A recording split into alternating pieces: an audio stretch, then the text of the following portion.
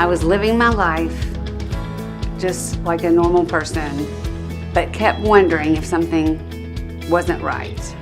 Something was going on. I had just started teaching preschool, and I was telling all my friends at work, I feel like something's not right with my body, and I could not figure out what it was. And I would call the doctor, and they'd say, oh, it's just hormone surges, you're at the age of menopause. And so I kind of took it as, okay, this is what people go through when they're having menopause. And then one day I felt something kind of funny, and I called the doctor's office, and they said, yeah, come on in. And she said, I really believe it's an infection, and take these antibiotics for 7 days, and then we'll get you an ultrasound, just to be sure. And never in a second did I think I had breast cancer. I thought for sure it was a cyst or something like that, because there's no breast cancer in my family. And went in to have the ultrasound, and the minute they started, I knew that there was something serious.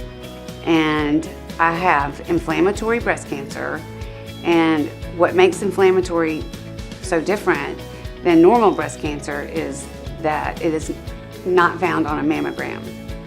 So it's very different. They say it's like a spider web, and it gets in your skin, and it's not, a lot of people call it the breast cancer without a lump.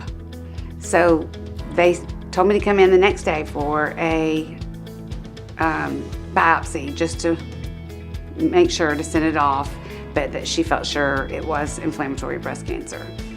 So I actually called my friend, who is now my oncologist, Dr. Sylvia Ritchie, and told her what was happening. And she immediately knew that I needed to be seen right away. And I feel like Sylvia saved my life. She got me in quickly, and they did a PET scan. And because inflammatory breast cancer is so aggressive, I had everything within like 5 days and started chemo immediately. And she told me to get ready. They were going to blast me, and that is what they did.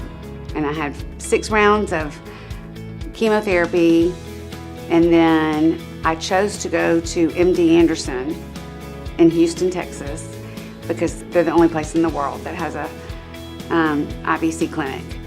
So I had surgery in Texas, and then I was so excited to get no evidence of disease after my surgery, so the chemo had worked.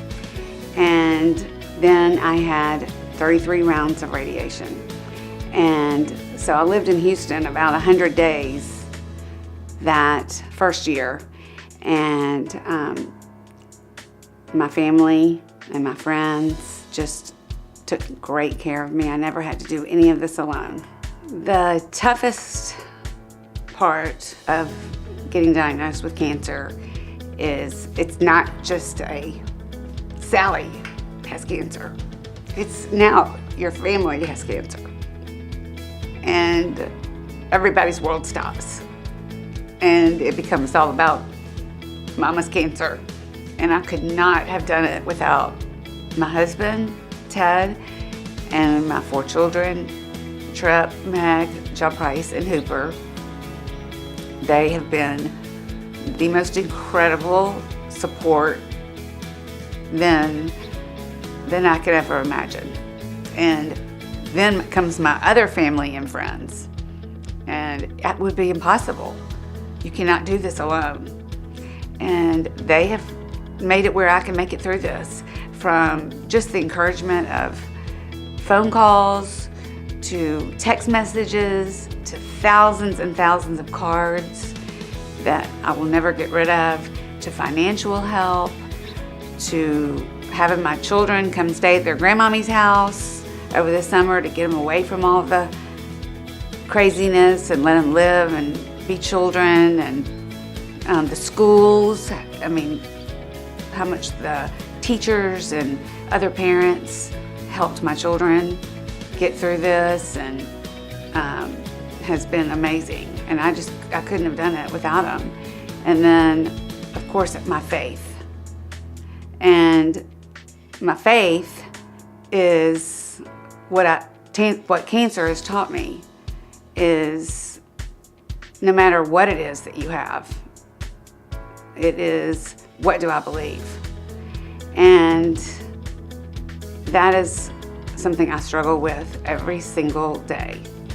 And sometimes I even ask people if I can borrow some of their faith for the day, just to get through it.